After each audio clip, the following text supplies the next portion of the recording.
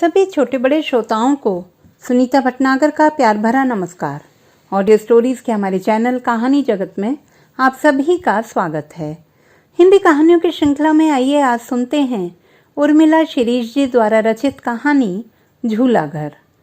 नियुक्ति का पत्र हाथ में लिए वह खुशी से स्वयं को संभाल नहीं पा रही थी। कितनी ही बार पढ़ा उसने पत्र को। क्या सचमुच ये नियुक्ति पत्र ही है? सपना तो नहीं देख रही मैं? नहीं, ये सपना नहीं, हकीकत है। उसने घर के दरवाजे खोल दिए। ठंडी हवा के झोंके सुखद लग रहे थे। सामने खेलते हुए बच्चे, आकाश में उड़ते हुए पखेरू, सभी कुछ प्रसन्नता तथा रोमांच से भरा लग रहा था। यकायक ही उसको अपना चेहरा, आंखें, चाल, बाल सब कुछ खिला खिला खूबसूरत और आत्मविश्वास की चमक से चमकता सा लगने लगा। अपनी पढ़ाई और डिग्री की सार्थकता आज जाकर सिद्ध हुई है। किसी सपने का साकार होना कितना कितना सुख देता है, आज अनुभव कर पा रही है।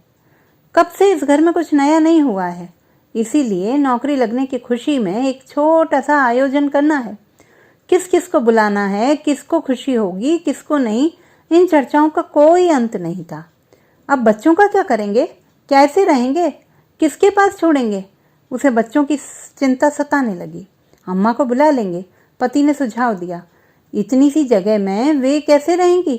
फिर रवि के बच्चे भी तो छोटे छोटे हैं। तुम्हारी सैलरी मिलेगी अब तो अपन बड़ा सा मकान ले लेंगे। हाँ, यही ठीक रहेगा। अब अपन भी फ्लैट बुक कर देंगे, उसके बाद किश्तों पर गाड़ी उठा लेंगे। गाड़ी के बिना अच्छा नहीं लगता। स्कूटर पर 4-4 लोग बनते भी नहीं हैं। मेघना ने तो इसीलिए अपने साथ जाना छोड़ दिया है। सपनों और आकांक्षाओं ने अंगड़ाइयाँ लेनी शुरू कर दी। इच्छाएं अनेक थीं, सपने बहुरंगी थे। इच्छाओं ने मन की गति को भी तीव्र कर दिया। सपनों ने एक नए स्वप्न लोक की सृष्टि कर दी थी।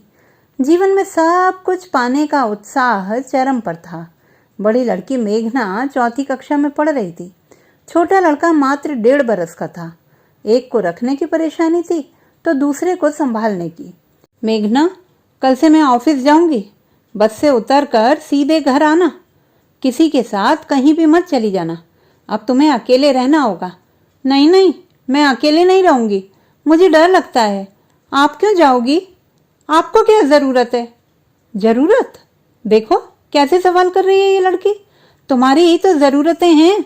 बढ़िया खिलौने, सुंदर बैग, साइकिल, मैं सब कुछ दिला दूंगी। नहीं, मुझे कुछ नहीं चाहिए। मेघना ठुनकने लगी। जब नहीं ला पाते थे तो दूसरों से मांग मांग कर खेलती थी, दूसरों की साइकिल छीन कर चलाती थी। तुम्ही को तो बड़ा घर चाहिए था ना, जिसमें झूला पड़ा हो। वह लड़की पर चीखने लगी। कोई घरवर नहीं चाहिए, किसी का कोई घरवर नहीं होता। घर तो सिर्फ माँ का पेट होता है। चटाक चटाक उसने जोर से चांटे मार दिए। गोरे नाजुक कपोलों पर लंबी उंगलियों के निशान उभर आए। उसको क्यों मार रही हो? उसे चीजों के लालच से नहीं, समझदारी से समझाओ। डायलॉग मारती है। टीवी देखकर उसी तरह की भाषा बोलने लगी है। एक बात भी है जो चुपचाप मान ले या सुन ले। मार लो, चाहे जितना मार लो, मैं अकेली नहीं रहूंगी। अत्याचार करती हो, अपने को ज्यादा समझती हो। मेघना रोती हुई अंदर के कमरे में बंद होकर बड़बड़ा रही थी। धीरे धीरे आदत पड़ जाएगी, पति ने उसे सांत्वना देते हुए कहा। औरों के भी तो बच्चे हैं, वे कैसे रहते हैं? मिसेस गुप्ता तो बाहर से ताला लगाकर जाती हैं। हम ऐसा नहीं कर सकते। उनके बच्चों ने शुरू से ही माँ बाप को नौकरी पर जाते देखा है। पूरे दिन के लिए बाई रख लेते हैं। बड़े जोर शोर से बाई की तलाश आरंभ हुई। 600 रुपये में एक वृद्धा बाई मिली। सारी दिनचर्या बदल गई। संपूर्ण दिन घंटों में तथा मिनटों में बदल गया तथा शांत, लंबी तथा गहरी नींद सुलाने वाली रात्रि सिकुड़ कर आधी रह गई। सोते सोते 11 बज जाते। सुबह 5-5:30 बजे उठना पड़ता। मेघना का टिफिन, बच्चे का दूध, नाश्ता, नहाना धोना, देखते देखते ऑफिस का टाइम हो जाता। उधर पति पूर्व की भांति आवाजें लगाते। अनु, पानी निकाल देना। खुद निकाल लो ना। टॉवल कहाँ है? ढूंढ नहीं सकते क्या? कपड़ों के बीच पड़ा होगा। थोड़ा पहले तैयार नहीं हो सकते थे? वह चिढ़कर कहती। तो क्या फर्क पड़ता है? मुझे फर्क पड़ता है ना। शाम को जब ऑफिस से वापस आती हूँ तो लगता ही नहीं कि अपने घर में लौटी हूँ। चारों तरफ खिलौने, बर्तन, कपड़े और किताबें फैली होती हैं। भाई, ये सब क्या है? वह झुंझलाने लगती है। क्या करूं मैडम, आपके बच्चे बहुत परेशान करते हैं। बेटा दिन भर रोता रहता है, बिटिया स्कूल से लौटते ही एक एक चीज फैला देती है, दिन भर लड़ती रहती है। देखिए कितने बाल खींच दिए दोनों ने मिलकर। मम्मी, मैं इस बाई के साथ नहीं रहूंगी, यह गंदी है, चुड़ैल है, मारती है, चिकोटी काटती है, देखो भैया को भी मारती है। क्यों भाई, ऐसा है तो छुड़ा दो मुझे। बाई धमकी भरे अंदाज में आ जाती है। नहीं नहीं, वह हड़बड़ा जाती है। आया नहीं आएगी तो ऑफिस कैसे जाएगी, छुट्टी ले नहीं सकती, नई नई नौकरी है, इंप्रेशन खराब होगा, फिर अभी तो प्रोबेशन पीरियड चल रहा है। देखो बेटा, बाई की बेइज्जती नहीं करते, उसके साथ तमीज से पेश आया करो। वह गंदी है, बदबू आती है उसके कपड़ों से, खाना छू लेती है। इधर आप कहती हो साबुन से हाथ धोकर पानी पिया करो, उधर बाई बिना हाथ धोए पानी भर लेती है। भगा दो उसे। मेघना बिना रोके बोलती चली जाती है। चुप रहो, जिद्दी हो गई हो। कितने घरों में बाइयां रहती हैं, उनके बच्चे कैसे रहते हैं, बात नहीं मानेगी क्या, उसने चिल्लाकर कहा। वह देख रही थी कि मेघना को वह जितना खुश करने की कोशिश करती है, मेघना उतनी ही उद्दंड होती जा रही है। लड़का भी बीमार बच्चे की तरह हर समय रोता रहता है। हे भगवान, नौकरी करके मैंने गलती की है, बच्चे यूं बिगड़ते जा रहे हैं, कोई अनुशासन ही नहीं रह गया है, संस्कार तो जैसे हैं ही नहीं। मुझे क्या पड़ी थी, सब कुछ हाथों से छूटता जा रहा है। वह गहरी हताशा तथा पीड़ा में डूब जाती है। पर वह जीवन भी क्या था, नीरस सपनों से महरूम, इच्छाओं रहित। आइसक्रीम खाना एक स्वप्न की तरह लगता था। नए नए कैसेट सुनने के लिए खिड़कियां खोल कर खड़े रहना पड़ता था। पत्रिकाएं लेने के लिए दूसरों का मुंह देखना पड़ता था। नई किताबें तो मुद्दत हुई खरीदे हुए। उसकी नौकरी लगने से कितना बदलाव आ गया है। नए पर्दे, नए कपड़े, छत पर गमलों में गुलाब लग गए हैं। 3 पत्रिकाओं के लिए चंदा भेज दिया है। मनपसंद अखबार आने लगे हैं। उसे सचमुच घृणा होने लगी है पुरानी बदरंग चीजों से। उसे नफरत है अभावपूर्ण जिंदगी से। वह स्वभाव से मस्त और नफासतपूर्ण जिंदगी की कायल है। उसका हमेशा से यह मानना रहा है कि तिल तिल करके घुटने से अच्छा है कि मेहनत करके पैसे कमाए जाएं। वही उसने किया भी। पढ़ाई में एक लक्ष्य रहता था, सपना रहता था स्वयं को लेकर, जिंदगी को लेकर। लेकिन बच्चों को यूं जिद्दी और चिड़चिड़ा होते देखकर वह हताश हो उठी है। संवेदनशील और कोमल हृदय की मां की भावनाओं के साथ द्वंद्व चलता रहता है। उसके मन में जो बच्चों के हर ख्याल तथा भावना के साथ सरोकार रखती है, मन पछतावे से भर उठा। क्यों मारा बच्चों को? कहीं ऐसा तो नहीं कि आया सचमुच बच्चों को मारती हो, उनका दूध भी पी जाती हो? मुझे बच्चों की बातें भी माननी चाहिए। मैं उन पर विश्वास नहीं करूंगी तो वे मुझ पर विश्वास नहीं रखेंगे। क्या करूं, बेटे को क्रैच में डाल दूं? वहां भी वही हालत होगी, वहां कई बच्चे होंगे, वो लोग ठीक से रखते भी हैं। और मेघना को, उसको डे बोर्डिंग स्कूल में डाल देते हैं। फायदा क्या है, जितना कमाएंगे उतना तो सब इसी में चला जाएगा, तो कमा किसके लिए रहे हैं? कई क्रैच देखे गए, एक क्रैच घर के पास ही में था। जब वे दोनों देखने गए तो क्रैच साफ सुथरा था, कमरे में पलंग पड़ा था, कूलर रखा था। क्रैच चलाने वाली औरत जवान, सुंदर, साफ सुथरी और हमेशा हंस हंस कर बातें करने वाली विधवा औरत थी। उसके दोनों बच्चे स्कूल जाते थे। उसके पास फिलहाल 3 बच्चे रहते थे। पति पत्नी औरत के व्यवहार से बेहद प्रभावित हुए। उन्हें राहत मिली कि चलो बच्चा अच्छी जगह रहेगा। दूध की बोतल, पानी की बोतल, लंच बॉक्स, कपड़े वगैरह रखकर जब वह सुबह बच्चे को छोड़ने जाते तो औरत जिसका नाम विमला था दरवाजे पर हंसती हुई मिलती। चंदन का तिलक उसके चौड़े माथे की सुंदरता को बढ़ा देता था। लेकिन जैसे ही माँ बाप जाते, विमला बच्चों को पलंग से नीचे उतार देती। नीचे उतरो, खेलो, रोना नहीं, चुप रहो। विमला का हंसता हुआ चेहरा दहशत पैदा करने वाला चेहरा बन जाता। गंभीर आवाज सुनकर बच्चे सहम जाते। 3 बच्चे बड़े थे, यही बच्चा सबसे छोटा था। इस बच्चे की दूध की बोतल से वह दूध निकाल कर चाय बना लेती, कूलर बंद कर देती। बच्चे गर्मी के मारे बेहाल हो उठते। इस बच्चे को बिना कूलर की नींद ही नहीं आती थी। गर्मी से बेहाल बच्चा बाहर को भागता। बाहर मत निकल, क्यों गया था, बोल, दोबारा जाएगा? वह आंखें तरेर कर अपना रूप बदल लेती। तब बच्चा गुस्से में क्यारियों में लगे फूल तोड़ देता। तब तो जैसे शामत आ जाती। क्यों तोड़ा फूल, फिर तोड़ेगा, दीदी बहुत मारेगी। बच्चा सांस रोक कर सिसकियां दबा कर सहम जाता। डरकर पैंट में पेशाब कर देता। फिर डांट पड़ती, चल उतार, गंदा कहीं का। छुट्टी होते ही विमला के बच्चे घर आ जाते। तब उन दोनों की दादागिरी से भोला भाला बच्चा त्रस्त हो जाता। देखो माँ, ये मेरी किताबें छू रहा है, चल हट यहाँ से, चालाक कहीं का। लड़की बच्चे को जानवरों की तरह घसीटती हुई ले जाती। मेरे फूल तोड़े थे, फिर तोड़ेगा? किताब फाड़ दी। चट चट गालों पर कितने ही चांटे पड़ते। क्या करती है तू? निशान दिखेंगे तो उसकी माँ नहीं रखेगी, सब जगह बता देगी। विमला बच्चे के गालों पर मालिश करती। गालों पर मत मारा कर, डांट दिया कर। शाम को जैसे ही माँ बाप के आने का वक्त होता, विमला बच्चे को तैयार कर देती। यह सुस्त क्यों है? क्या बात है? बच्चों ने मारा तो नहीं? खाना तो ठीक से खाता है ना? दूध पीता है?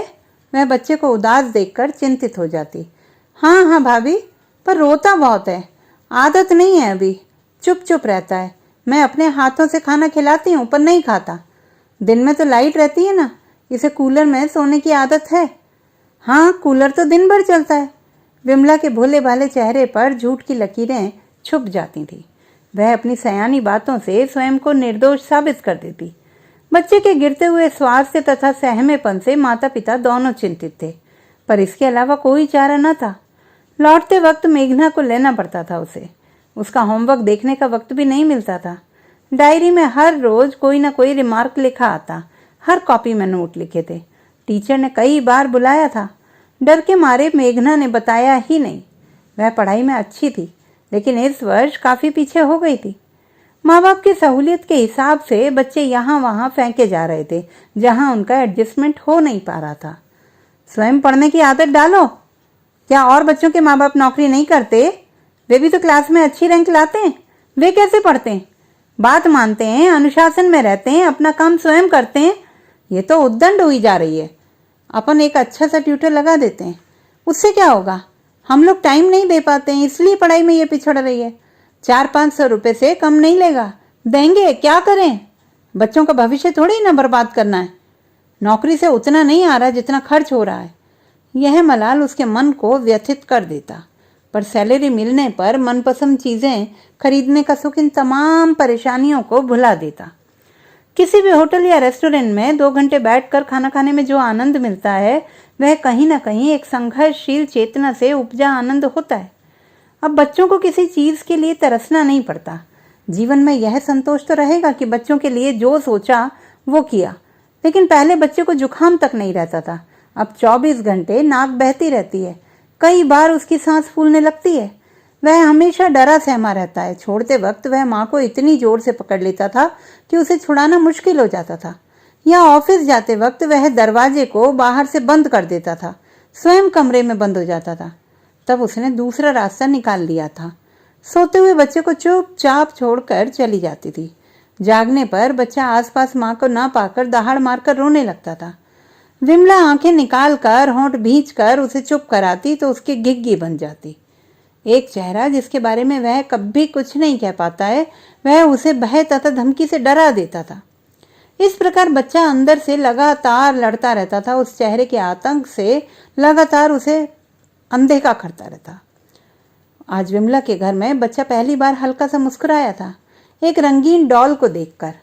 यद्यपि बच्चे के पास हर तरह के अनगिनत खिलौने थे, मगर उस डॉल की मुस्कुराहट में कुछ ऐसा था कि बच्चा उसकी तरफ खींचा चला गया। बच्चे ने डॉल उठा ली, पहले डरते डरते छुआ, फिर उसके साथ खेलने लगा। वेलवेट पेपर से बनी डॉल के कपड़े निकल गए, हाथ अलग हो गए, मुंडी अलग हो गई, मगर बच्चे को इन्हीं सबके साथ खेलने में मजा आ रहा था। वह डॉल को पुनः पुनः जोड़ने की कोशिश करता, मगर डॉल तो कई हिस्सों में बंट चुकी थी। विमला की लड़की ने देखा तो जोर जोर से चिल्लाने लगी, फिर बच्चे को घसीट कर बाहर ले गई, जमीन पर धक्का मारकर लिटा दिया। गालों पर चांटों के निशान आ जाते, इसलिए पीठ पर कई मुक्के मार दिए। बाल इतनी जोर से खींचे कि कुछ बाल उसकी उंगलियों में फंस गए। पागल, मार डालेगी क्या? मर जाएगा वो, छोड़ से। विमला ने लड़की को परे धकेला। इतनी मार उठापटक के कारण बच्चा सांस साध कर रह गया। उसकी आंखें ऊपर चढ़ने लगी। पानी ला, कुछ हो गया तो सारे लोग अपने बच्चे वापस ले लेंगे, वैसे भी वो कमजोर है। मैंने डांट दिया था, निशान तो नहीं आए पीठ पर। कूलर चला दे। बच्चे की सांस सामान्य नहीं हो पा रही थी। उसने पीठ थपथपाई, सिर पर हाथ फेरा, तब कहीं जाकर बच्चा सांस लेने की स्थिति में आ सका। अब उसने जोर जोर से रोना शुरू कर दिया। क्या करूं मैं? वह घबरा उठी।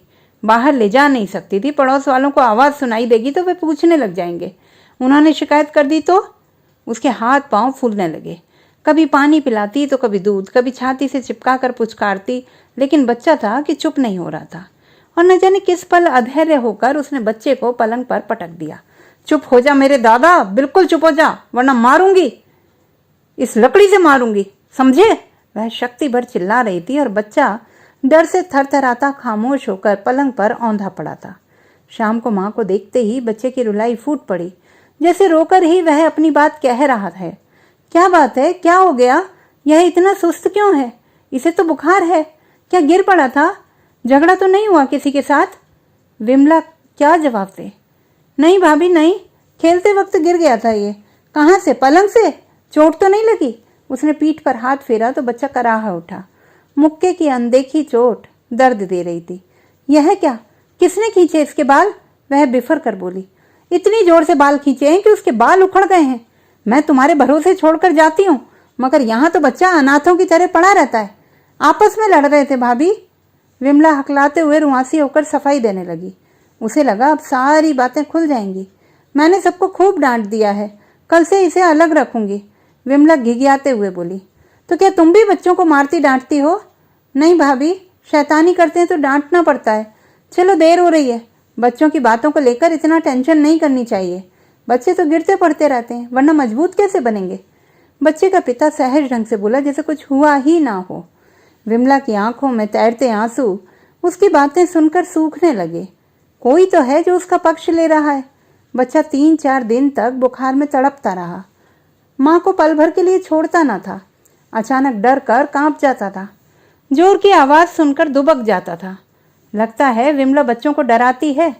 बेचारी कितने प्यार से तो रखती है, देखा नहीं कैसे पीछे पीछे लगी रहती है। फिर क्या हो गया है इसे? दवाइयाँ दे रही हूँ, नज़र उतरवा दी है, फिर भी ठीक नहीं हो रहा। मौसम ही ऐसा चल रहा है। कल तुम छुट्टी ले लेना। नहीं, मैं नहीं ले सकता। मैं लगातार 3 दिन से छुट्टी पर हूँ। बॉस से बोल देना बच्चा बीमार है। बॉस भी जानता है कि बीमारी में बच्चे को माँ की जरूरत होती है। किस शास्त्र में लिखा है ऐसा? वह चिढ़कर बोली। माँ होकर इतना भी नहीं समझती हो? माँ होकर सब कुछ समझती हूँ। यही तो मेरे दुख का कारण है, जबकि तुम्हें कुछ समझ में ही नहीं आता। वह मन ही मन चिढ़कर बोली। 4-5 दिन बाद बच्चा थोड़ा स्वस्थ हुआ। माँ के पास रहकर हंसता खेलता, पर जैसे ही अपरिचित औरतों को देखता जाकर छुप जाता। हर औरत में उसे विमला नजर आने लगी थी। सबके बीच हंसती हुई, मगर एकांत में आंखें तरेड़ती, मार का भय दिखाती।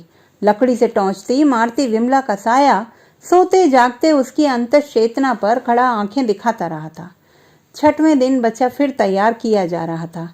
टिफिन, बोतल, दवाइयाँ, फल आदि से भरा थैला लिए बच्चे का पिता मुस्कुराता हुआ झूला करके सामने खड़ा था, और उधर माँ जबरदस्ती बच्चे की बाहें छुड़ाने के प्रयास में कभी बच्चे को पुचकारती तो कभी समझाती तो कभी डांटती।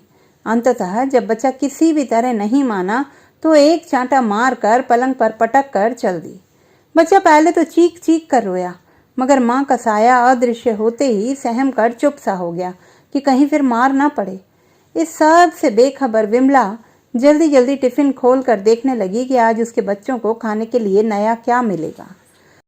तो दोस्तों, ये थी हमारी आज की कहानी। आपको कैसी लगी कमेंट बॉक्स में लिखना ना भूलें। चैनल को सब्सक्राइब करें, लाइक करें और मित्रों के साथ शेयर करें।